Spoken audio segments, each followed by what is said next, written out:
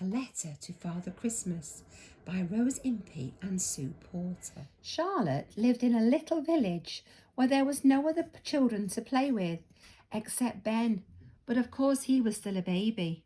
So Charlotte was quite used to spending time on her own. She liked to draw or dress up or watch television, or she might go out into the garden and talk to her friends, the donkey and the stray cat, who sometimes prowled the flower beds looking for birds. But most of all, Charlotte liked to write. Today, Charlotte was writing something very special. Her letter to Father Christmas. She copied carefully from Mum's writing. Dear Father Christmas, I am writing to tell you what I would like in my stocking. When you come to my house on Christmas Eve, you mustn't look for me in my bedroom because Grandma and Grandad will be there. I will be in Ben's room, next to the bathroom. Ben is too small to write his own letter, so I have put some things for him on my list. Also, would you bring me a surprise? I like surprises best of all. Lots of love, Miss Charlotte Ruth Hall. And then, since it was such a long letter, she copied out her Christmas list on a separate piece of paper. And just as she finished, Mum said, "It'll be time for tea soon, Charlie. Tidy up, please." But unfortunately, Charlie didn't tidy up. Although she did very neat writing, she wasn't always tidy in other ways.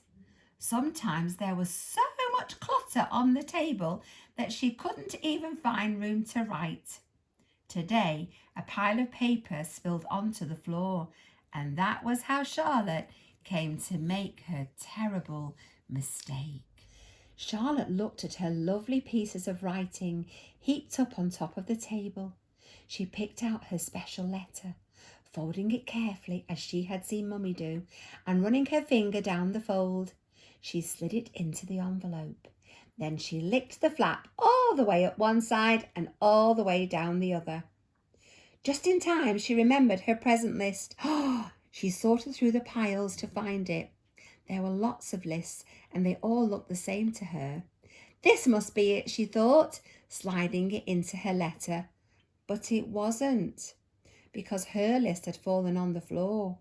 It was lying at her feet right now, and she didn't realize.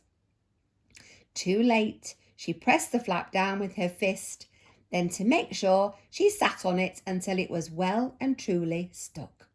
Charlotte climbed onto Dad's knee and held out the letter. "Thank you," said Dad. "Is that for me?" "No, silly," she said. "It's my letter to Father Christmas." "Well, it doesn't say so," said Dad, and he showed her how to write the address on the envelope. "Now can we send it?" Charlotte asked. "Okay," said Dad. "You sit back while I post it up the chimney." When Dad let it go, it flew straight up the chimney and out into the dark night sky. Charlotte raced to the window to watch it, but the letter had already disappeared. It was far away on its journey to Father Christmas. When Father Christmas opened Charlotte's letter, his first thought was, "Now that's what I call beautiful writing." When he came to the list, he stopped and read it more carefully. "This is very odd," he said, pulling out of his beard and curling it round his finger. Father Christmas was used to being asked for lots of sorts of different things, but he'd never been sent a present list quite like this before. "Why, it looks more like somebody's shopping list," he thought. And of course, that was exactly what it was. Grandma and Grandad arrived for the preparations for the Christmas to really begin at Charlotte's house. One morning she wandered around the house and leaned against the window, sucking her thumb. It was then that she saw the first teasing flakes of snow. There one minute, disappeared the next. She stared hard, willing it to fall faster. "Come on," she whispered. "Snow!" And soon it was snowing heavily, and it kept on snowing all day and all through the night. And by morning, there was good thick snow. Charlotte watched the birds landing on the lawn.